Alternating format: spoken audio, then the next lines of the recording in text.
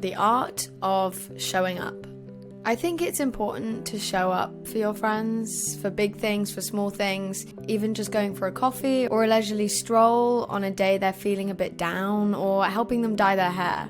I feel very lucky to have friends that show up for me every single day.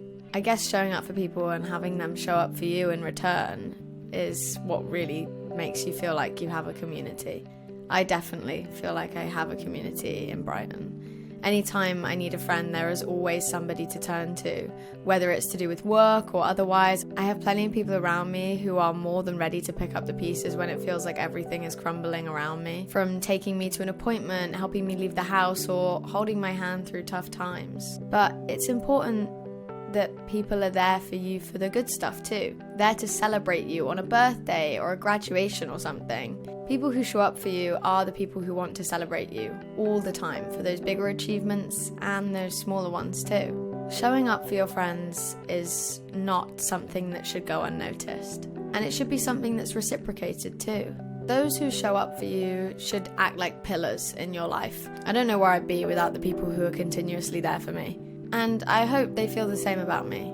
I hope I show up for those people just as much as they show up for me. Sometimes I worry that I'm too much of a selfish person because I feel like I don't always show up for my friends. I suppose it's about finding that balance between showing up for them and showing up for yourself. Putting yourself first some days can be hard, but it also works the other way. Prioritizing other people can be just as hard as prioritizing yourself, but you just have to find the right balance. I think, or at least hope, that I've found that balance in my life. There are probably still more ways I can show up for my friends, but I would say we all do a pretty alright job of supporting each other. Finding the people who will continuously show up for you is no easy feat. It takes some time to find your people, the people that you easily get along with and really click with, and then they also have to be consistent in your life and there for you when you really need them to be. It's quite a big checklist, right? Finding good people does tend to take time. There's a fair amount of trial and error, and many people you will end up leaving behind. Some friends are good to have for fun and maybe not much else. But the best friends you will ever find will be those who can do it all.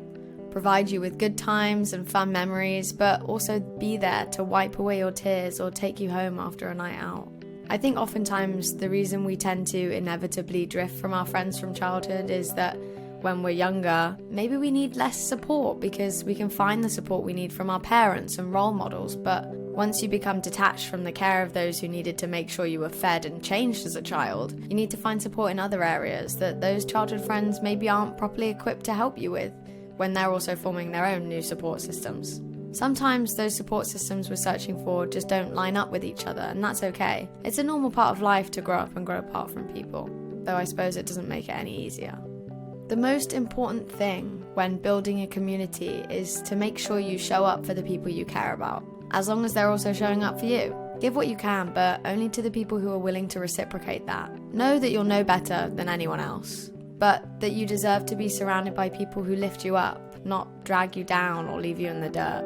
The bottom line is, show up for your friends, and make sure they show up for you too. Thanks for watching.